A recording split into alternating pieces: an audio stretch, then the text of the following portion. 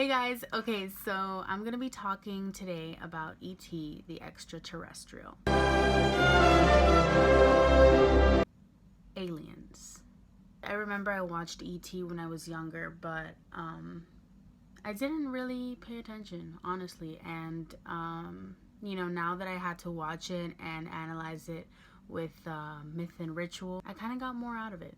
The first thing that I'm going to be talking about are some cinematic aspects of the film that I thought added to the overall meaning of it. Okay, so throughout the film, the famous E.T. theme music is being played. Cue the music.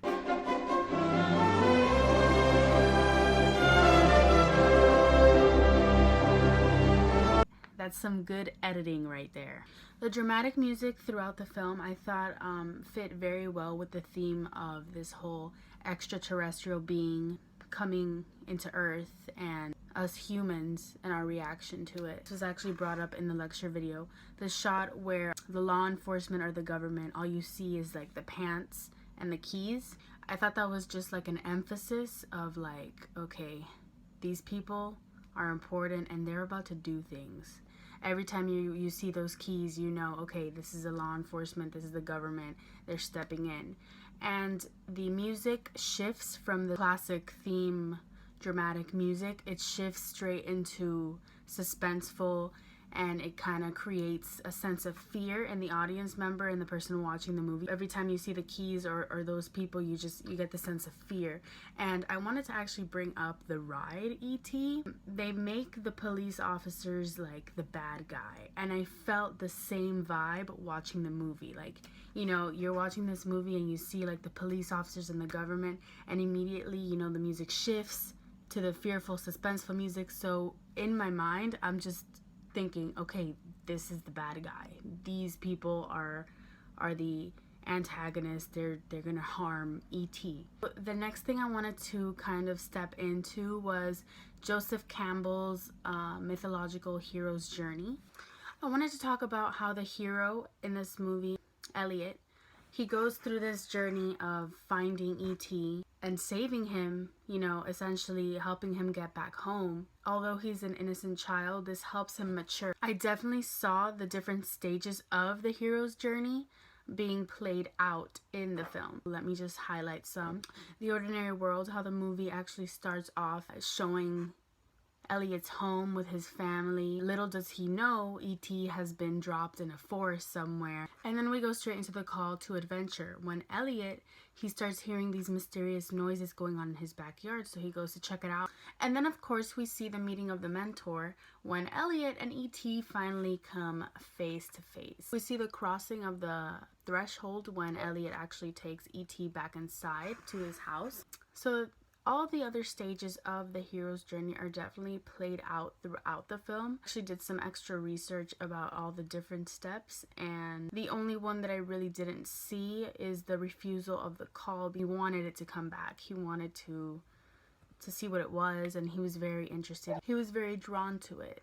I wanted to talk about something in the lecture video about how E.T. shows this terracentric view of extraterrestrials. The human perspective, us being, terrestrial beings, our view of extraterrestrials, our reaction to them, you know what I mean?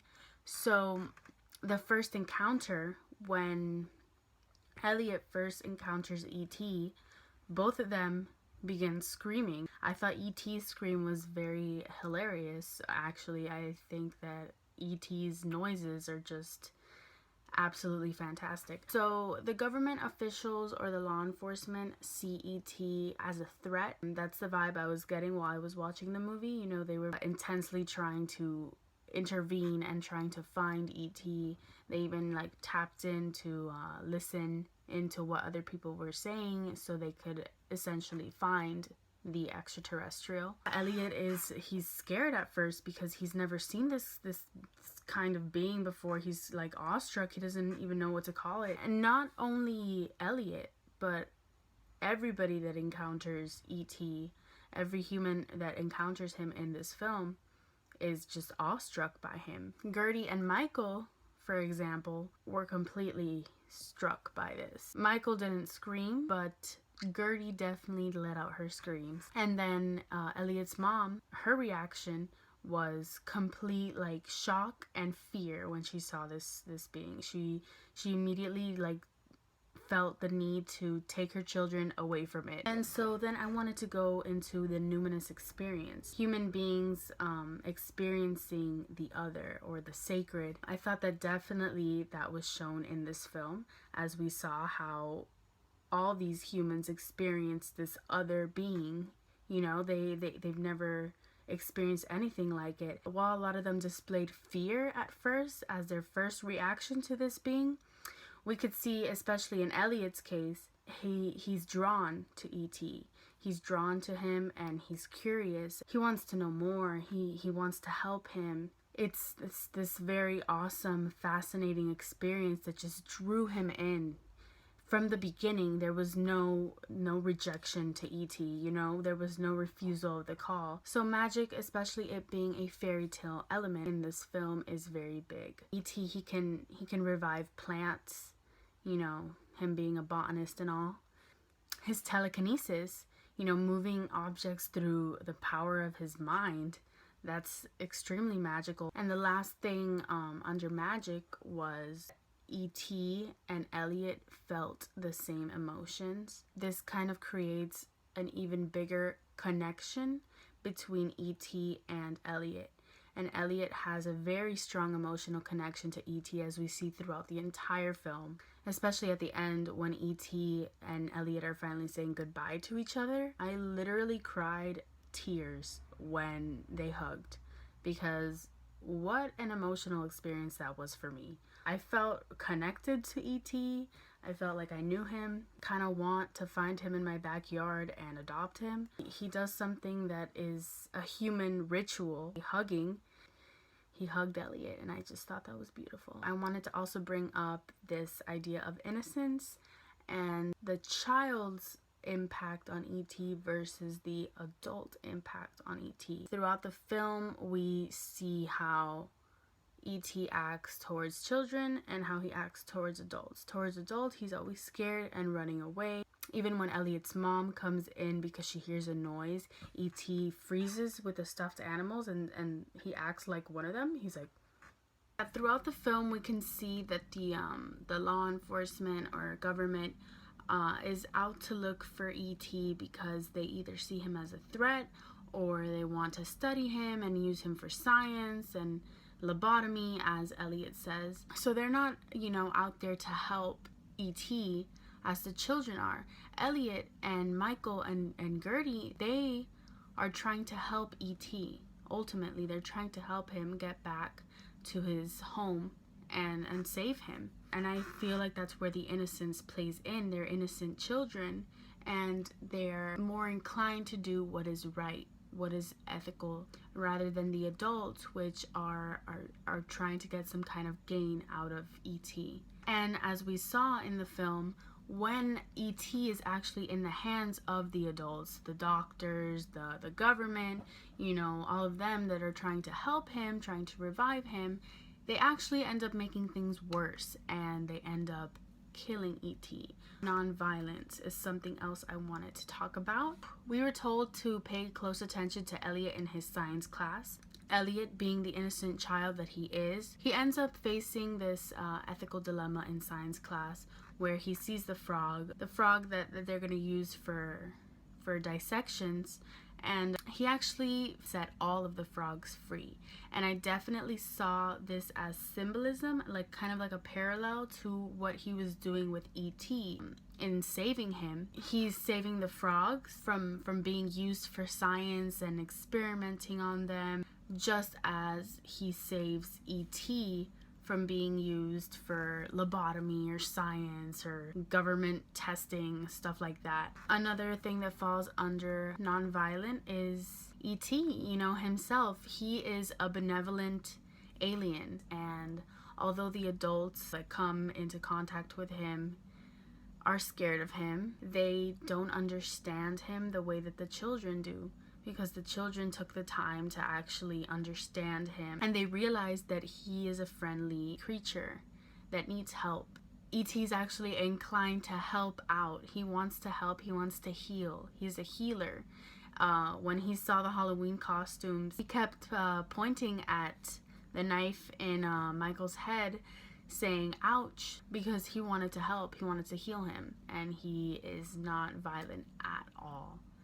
I also wanted to bring up how Elliot was actually teaching E.T. some, common human rituals, and how E.T. learned on his own some human rituals. When Elliot is in the room with E.T. and he's showing him different items, and he says, oh, this is a Pez candy, you open it and you eat this. This is this, you do this with this. He's showing E.T. some common human rituals, what things are and what you're supposed to do with those things. He learned phrases from Gertie, and he learned from watching TV. He ended up doing a lot of human activities, and the last ritual was hugging to say goodbye. So that's how I saw ritual being played out throughout this film. And when he says goodbye, it's very emotional. You can definitely see the connection that E.T. made with these children. To Gertie, he says, be good. To Michael, he says, thank you. And finally, to Elliot, he says, I'll be right here. And he says, ouch, and points to his heart. Okay, so the last thing I want to talk about was death and rebirth in E.T. Of course, the symbolic flower throughout the film. When E.T. touched it, he revived it, and it was alive. And, when E.T.'s health is failing and he's dying, we see the flower die with it. The flower is completely dead when E.T. is pronounced dead. When Elliot is walking away from E.T., you see the glow in the box that he's kept in. Elliot doesn't notice, but as he's walking by the flower, the dead flower, it starts reviving a little bit right next to him, and he's like...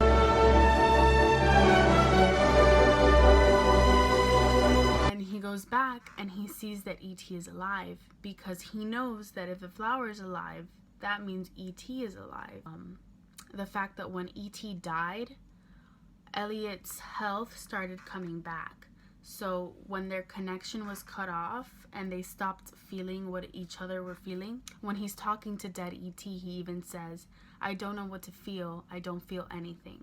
So that just shows that their emotional connection was gone because E.T. was dead. So that just shows how strong of a bond these two made. And so the last thing within this was this whole idea of a Eucatastrophe, transitioning from sorrow to joy. When E.T. dies, I was literally shedding tears. I haven't seen this movie in a long time, so I kind of forgot that he even dies. The fact that he died was just so sad. There was so much sorrow. When he revives, it goes from sorrow to intense joy, back to suspense, and then finally when he gets to go back home, everyone can kind of breathe because it's over, E.T. is saved. He can go back home now. And that's another Eucatastrophe moment, because it's very sad when he's saying goodbye to the children, but at the same time you can see the joy when the spaceship actually takes off. It leaves this rainbow mark behind. You can see the joy in Elliot's face. He feels like the hero that he is. So yeah, that's about it. That's what I have for E.T. the Extra Terrestrial. That's it. That's all I have for this vlog. I really enjoyed this movie, and I look forward to watching all your vlogs and watching the next movies that are to come in this course.